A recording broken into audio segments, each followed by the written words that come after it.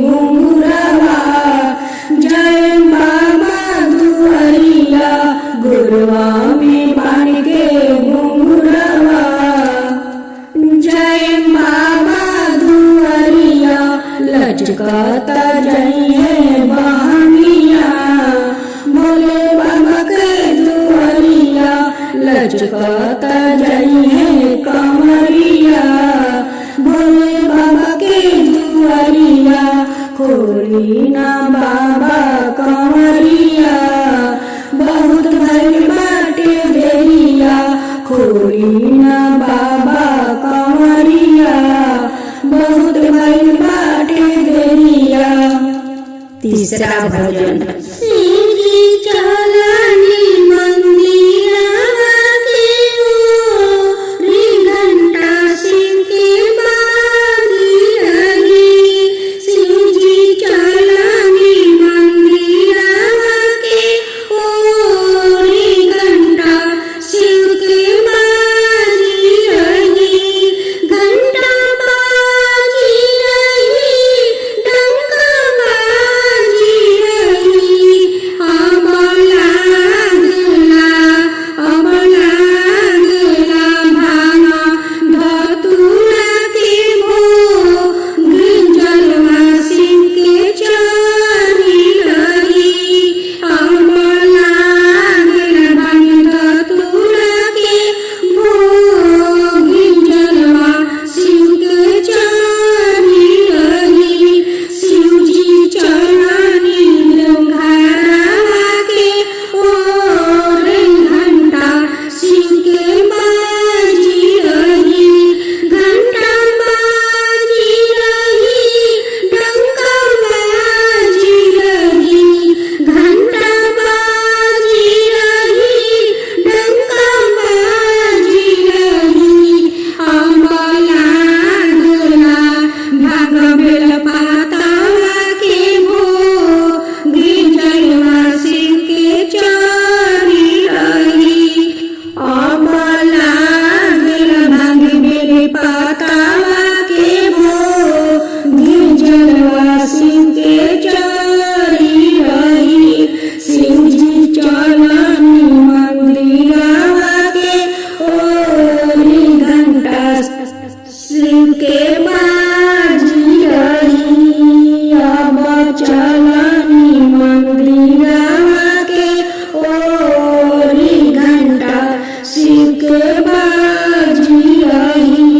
डंका बाजी रही, घंटा बाजी रही। अब लागेला दूध फालावा के भोग, जलवा सिंह के चढ़ी रही। अब लागेला दूध फालावा के भोग, जलवा सिंह के चढ़ी रही। शिवजी चलनी देवघरवा के ओरी, घंटा सिंह के बाजी रही। शिवजी चलनी देवघरवा के ओरी, घंटा सिंह के बाजी रही। आगे चौथा भजन। ना हमसे भंगिया पिसाई गणेश के पापा, और नहीं हरि जाति बानी। भाला कोमल बकलाई गणेश के पापा, सच कही बात मानी। ना हमसे भंगिया पिसाई गणेश के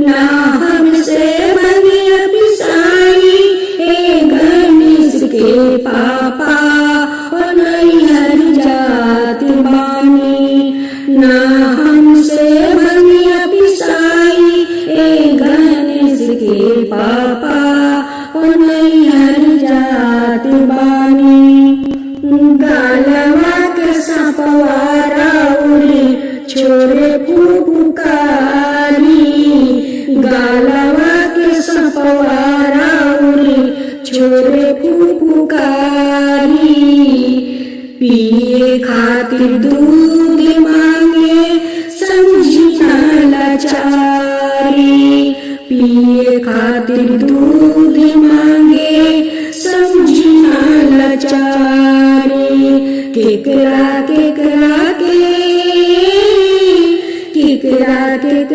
के समारी हम गणेश के पापा कहे गरमात बानी केकरा के समारी हम गणेश के पापा कहे गरमात बानी हमसे भंगिया ना पिसाई ए गणेश के पापा ओ नैहर जात बानी खाइला न खोआ मलाई खाइला न खोआ मलाई बहुते सताइला खाइला न खोआ मलाई बहुते सताइला 24 घंटा हमारा से भांग पिसवाइला 24 घंटा हमारा से भांग पिसवाइला छोटे छोटे